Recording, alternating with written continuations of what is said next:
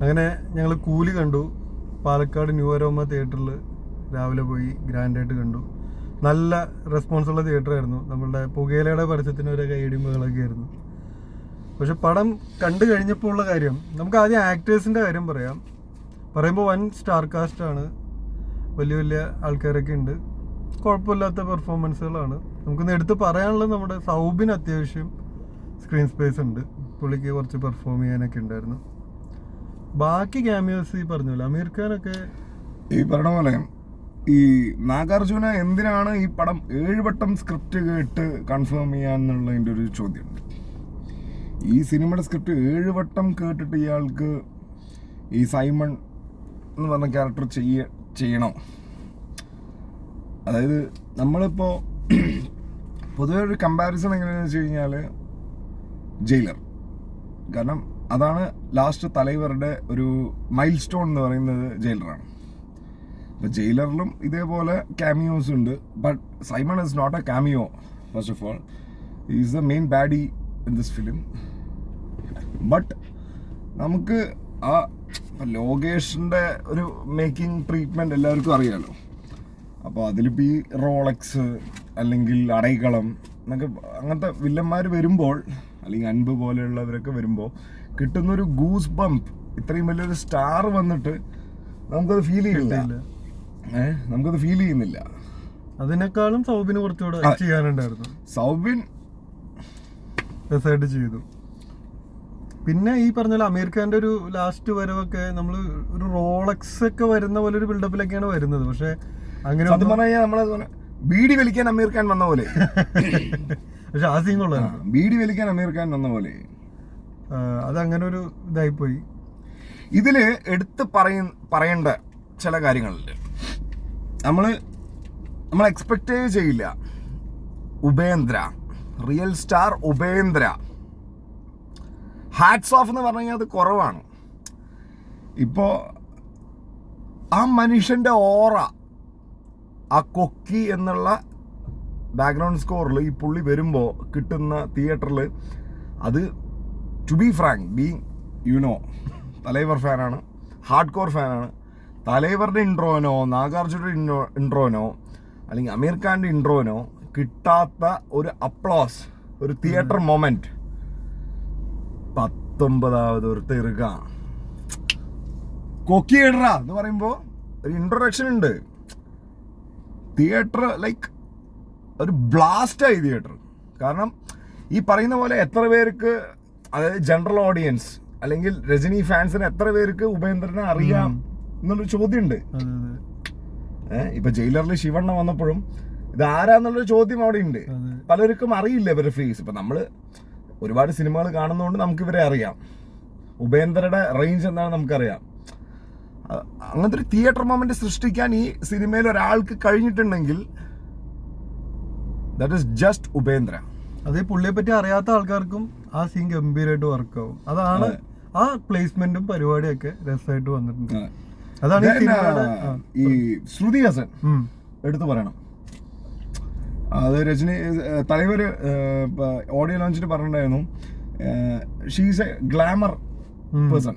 Like നമുക്ക് ഇങ്ങനൊരു ക്യാരക്ടറിന് ശ്രുതിനെ പ്ലേസ് ചെയ്യാൻ പറ്റുമെന്ന് ചോദിച്ചപ്പോൾ അവര് ഇപ്പൊ സലാറിൽ അവർ ചെയ്തു വരുന്നു, അതിലും അവർക്ക് കുറെ ഈ പറയുന്ന പോലെ ട്രോളും ഏറ്റുവാങ്ങേണ്ടി വന്നിരുന്നു. പക്ഷെ she has done A good job. Like അടിപൊളിയായിരുന്നു ശ്രുതി ഹസന്റെ ക്യാരക്ടർ, ഭയങ്കര മെച്ചുവേർഡായിട്ടുള്ള ഭയങ്കര പെർഫോമൻസ്.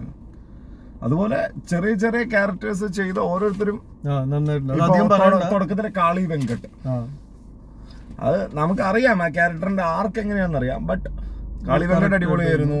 ചാർലി അടിപൊളിയായിരുന്നു. ഈവൻ മറ്റേ ചിക്കിട്ട് സോങ്ങിൽ വരുന്ന 2 ചേച്ചിമാർ വരെ അടിപൊളിയായിരുന്നു.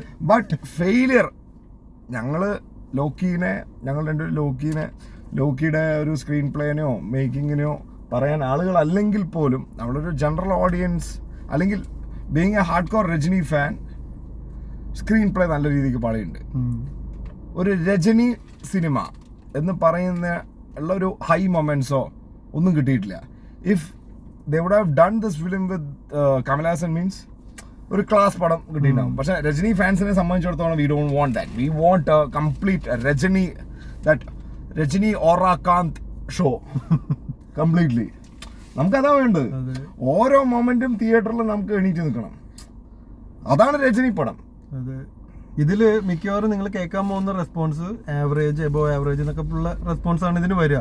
പക്ഷേ പ്രശ്നം എന്താ വെച്ചാൽ നമുക്ക് ഇങ്ങനൊരു ടീം വരുമ്പോൾ നമുക്കൊരു ഓക്കെ പടം പോരാ. നമുക്ക് ഓക്കെ പടം അല്ല വേണ്ടത്. കാരണം ഇങ്ങനെ ഇത്രയും സ്റ്റാർ കാസ്റ്റ്, ലോകേഷിൻ്റെ ഒരു പടം ഫസ്റ്റ് ഹാഫിൽ നമുക്കൊരു ഹൈ മൊമെന്റ് ഇല്ല.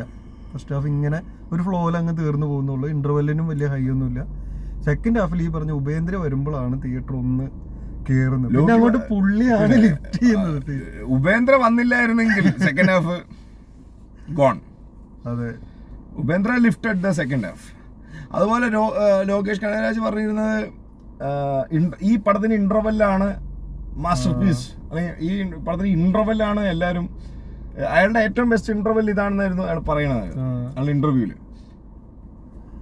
കാരണം ഞാൻ കൈദി കണ്ടിട്ട് എനിക്ക് ഓർമ്മയുണ്ട്, ഇന്റർവ്യൂല് നമ്മൾ പുറത്തേക്ക് ഇറങ്ങിയില്ല. കാരണം ഇപ്പൊ തുടങ്ങും, അപ്പൊ തുടങ്ങുന്ന മൊമെന്റ് മിസ്സാവരുതെന്ന് പറഞ്ഞ് അങ്ങനെ ഒരു പീക്കിൽ കൊണ്ട് നിർത്തി ഇന്റർവ്യൂലൊക്കെ വന്നിട്ടുണ്ട് പുള്ളിയുടെ പടങ്ങളിൽ. അപ്പൊ അതൊക്കെ എൻജോയ് ചെയ്തിട്ട് പിന്നെ ഇതിലേക്ക് വരുമ്പോൾ നമുക്ക് അത്ര വലിയ ഹൈ ഒന്നും. ഒരു ഹാർഡ് കോർ രജനി ഫാനിനെ ഈ പടം ഒരിക്കലും സാറ്റിസ്ഫൈ ചെയ്യില്ല, ഒരിക്കലും.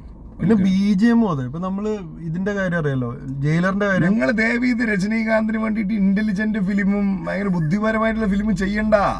അത് കാണാനല്ല ഞങ്ങൾ വരുന്നത്. ഞങ്ങൾക്ക് ഷോ, രജനി ഷോ. അത് സാർ എന്നെ നെൽസം പണിട്ട് പാരുங்க സാർ, ഷോ ആണ് ഞങ്ങൾക്ക് വേണ്ടത്. ഷോ വന്നത് ടുവേർഡ്സ് ദ എൻഡ് ആണ്. അവിടെ എന്താ കുഴപ്പമെന്ന് പറഞ്ഞാല് ഒരു പക്ക രജനി എലമെന്റ് മാത്രം വെച്ചൊരു ക്ലൈമാക്സ് വെക്കുമ്പോൾ രജനി ഫാൻസിന് അത് ഓക്കെ ആയിരിക്കാം. പക്ഷെ ഒരു ഓവറോൾ സിനിമ കാണുന്ന ആൾക്കാർക്ക് അവിടെ ഒന്നും പ്രത്യേകിച്ച് ഒന്നും കിട്ടില്ല. അതും പ്രശ്നമായിട്ട് വരും.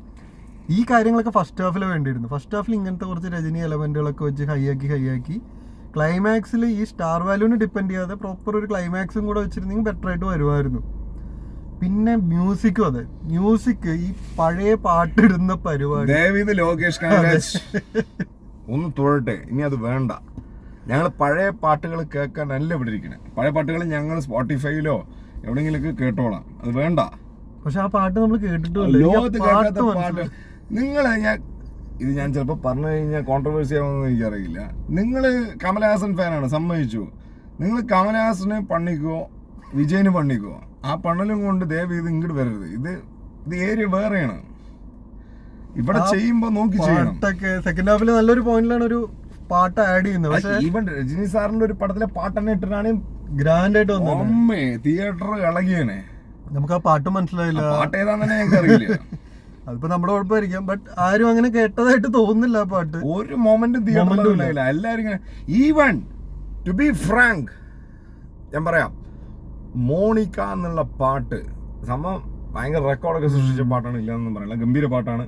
നമ്മളൊക്കെ പ്ലേലിസ്റ്റിൽ ഭയങ്കര ലൂപ്പിൽ കിടക്കുന്ന പാട്ടാണ്. പക്ഷെ നത്തിങ്, ആ പാട്ട് ആ സിനിമയെ സംബന്ധിച്ചിടത്തോളം, തിയേറ്ററിനെ സംബന്ധിച്ചിടത്തോളം ഒരു ഗുണവും ആ പാട്ട് ചെയ്തിട്ടില്ല.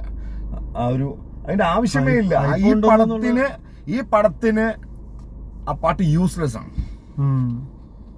നമ്മളൊരു ഐറ്റം സോങ് ഇത്രയും വലിയൊരാള് പൂജാകിടയ്ക്ക് 3 കോടി കൊണ്ടുവരണമെങ്കിൽ ആ പാട്ടിനും ആ സീക്വൻസിനും ആ ഇമ്പോർട്ടൻസ് ഉണ്ടാവണം. വെറുതെ കാശ് ഉണ്ടെങ്കിൽ വേണ്ട ഇങ്ങനെ ചെലവാക്കുകയാണെന്നുണ്ടെങ്കിൽ ആ 3 കോടി ഉണ്ടെങ്കിൽ വേറെ ചെറിയ പടം എടുക്കാം. അതെ അതെ അതെ. പൂജാകിടയ്ക്ക് കൊടുത്ത 3 കോടി ഉണ്ടെങ്കിൽ ഒരു പടം എടുക്കാം. ഇവിടെ മലയാളത്തിൽ ചെറിയൊരു പടം എടുക്കാം.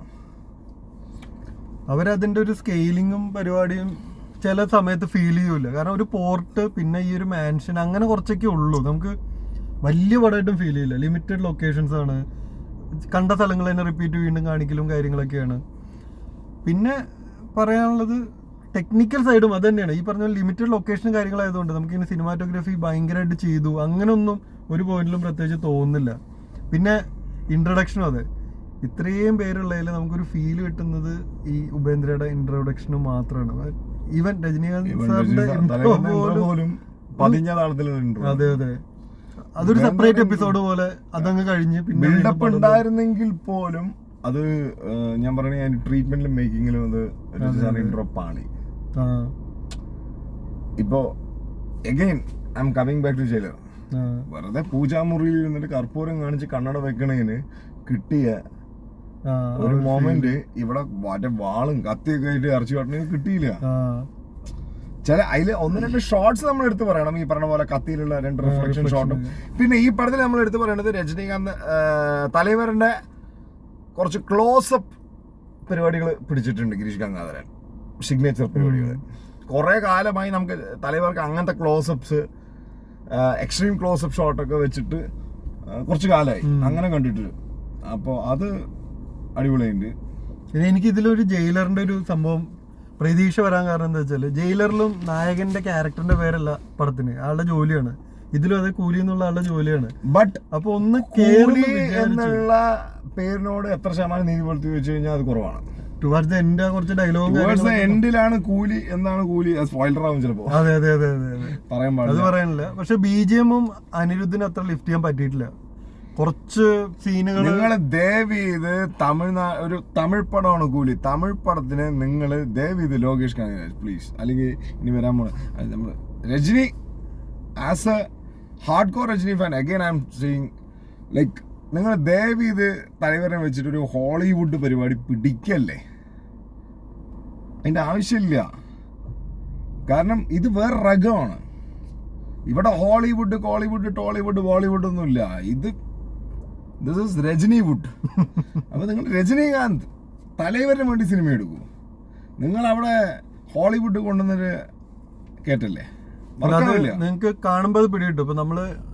ഇപ്പൊ ഞങ്ങള് വൻ പ്രതീക്ഷയില് കയറി എന്ന് പറഞ്ഞാൽ ഫാൻ ഷോ ആയിരുന്നു, കാര്യങ്ങളൊക്കെ ഉണ്ടായിരുന്നു, നല്ല തിയേറ്റർ റെസ്പോൺസ് ഒക്കെ ഉണ്ടായിരുന്നു. അപ്പോൾ കുറച്ച് എലമെന്റ് ഉണ്ടെങ്കിൽ തന്നെ കയറി പോയേനെ. പക്ഷെ സെക്കൻഡ് ഹാഫ് ആയപ്പോഴേക്കും തിയേറ്റർ അങ്ങ് ഡൗൺ ആയി. അപ്പൊ അത് പ്രശ്നമുണ്ട് ഉള്ളതുകൊണ്ടാണല്ലോ, അല്ലെങ്കിൽ പിന്നെ ഇത്രയും ഇതായിട്ട് ഫീൽ ചെയ്യില്ല നമുക്ക്. BGMഉം അതെ, പടത്തിന് ലിഫ്റ്റ് ചെയ്യുന്ന കാര്യത്തിൽ BGMനും വല്ലാണ്ടൊന്നും ചെയ്യാനൊന്നും പറ്റില്ല. പിന്നെ ഇത്രയും വലിയ സ്റ്റാർ കാസ്റ്റില് ലാസ്റ്റ് അമീർ ഖാൻ ഇങ്ങനെ മാറ്റി മാറ്റി മാറ്റി വെക്കുമ്പോൾ നമ്മൾ അവിടെ എന്തെങ്കിലും ഒരു ഹൈ പ്രതീക്ഷിക്കില്ല. അതൊക്കെ ഭയങ്കര സിമ്പിളായി കോമിക്. സത്യം പറഞ്ഞു കഴിഞ്ഞാൽ ഫോർ മീ പേഴ്സണലി അമീർ ഖാനേക്കാളും അല്ലെങ്കിൽ നാഗാർജുനേക്കാളും നല്ല പെർഫോമൻസിനെ വെച്ചിരുന്നെങ്കിൽ സ്റ്റാർ എന്നുള്ള ആ സാധനം ഉണ്ടല്ലോ അതിനെ മാറ്റിയിട്ട് പെർഫോമൻസിനെ കൊണ്ടുവന്ന് നല്ല ആക്ടേഴ്സിനെ കൊണ്ടുവന്ന് വെച്ചിരുന്നെങ്കിൽ ഇതിലും ഇത് കിട്ടിയേനെ, വർക്കായേനെ. നമ്മൾ നാഗാർജുന ഫസ്റ്റ് ഹാഫിലൊക്കെ കുഴപ്പമില്ലാണ്ടൊക്കെ പോയി. പക്ഷെ സെക്കൻഡ് ഹാഫിൽ എല്ലാം വേറൊരു അവസ്ഥയിലേക്ക് പോയി. എന്തായാലും വൺ ടൈം വാച്ചബിൾ എന്നൊക്കെ പറയാം. പക്ഷെ സെക്കൻഡ് ഹാഫ് തൊട്ടിട്ട് ആണ് വാച്ചബിൾ ആവുന്നത്. ഫസ്റ്റ് ഹാഫിൽ ഉപ്പിസാർക്ക് വേണ്ടി പടം കാണാം. സത്യം അവിടെ നമുക്ക് ശരിക്കും കാശ് മുതലായി. 10 മിനിറ്റ് കാശ് മുതൽ ശരിക്കും മുതലാവും. പിന്നെ ഞങ്ങള് തിയേറ്ററിൽ പടം കണ്ടോണ്ടിരുന്നവർ അങ്ങനെയും പറയണ്ടായിരുന്നു, ഇതിപ്പോ ഉപേന്ദ്രയുടെ പടമാണല്ലോ. ജയിലറിൽ വന്നിട്ട് ഒരാൾ തൂക്കിയില്ലേ, അതുപോലെ ഒരാൾ തൂക്കി കർണാടകയിൽ നിന്ന് മറ്റൊരാൾ വന്നിട്ട്. അതെ, 19th ആ ബിൽഡപ്പും എല്ലാം മറ്റേ പറഞ്ഞില്ല അവിടെ ബാക്കിയുള്ള ക്യാരക്ടേഴ്സിനും ബിൽഡപ്പ് കൊടുക്കുന്നത് ലോക്കൽ ചെക്കന്മാരാണ്. ഇത് ഉപേന്ദ്ര സാറിന് ബിൽഡപ്പ് കൊടുക്കുന്ന തലവരാണ്. അതാണ് വിഷയം. മറ്റേലും ചെയ്ത പോലെ തന്നെ അവിടെ ഇന്നൊരുക്കാൻ പാറ് അപ്പൊ ടിഷ്യൂ ബോക്സ് കൊണ്ടുവന്ന് അലക്കിയിട്ട് ഒരാളൊരു പണിയില്ലേ, അതുപോലെ ഇതിൽ വന്നു. അപ്പൊ ആ ഒരു നന്നായിട്ട് ലോക്കി പണിയുണ്ട്. അതെ, അപ്പൊ അതിനു വേണ്ടി പടം കാണാം, ഇത്രേ ഉള്ളൂ. ഇതാണ് സംഭവം. പക്ഷെ ഈ പറഞ്ഞ പോലെ ഈ ഹൈപ്പും ഈ സോക്കോൾഡ് പരിപാടിയൊക്കെ മാറ്റി വെച്ചിട്ടേ സമാധാനമായിട്ട് പോയി പടം കാണാം. അതെ, ഈ ഹൈപ്പൊക്കെ മാറ്റി വെച്ചിട്ട് സമാധാനമായിട്ട് പോയി പടം കാണും. ചിലപ്പോ വർക്കാവില്ല, ചിലപ്പോ വർക്കും ചിലപ്പോ വർക്കാവില്ല. ഇത് ഞങ്ങളുടെ ഒപ്പീനിയൻ, അത്രേ ഉള്ളൂ.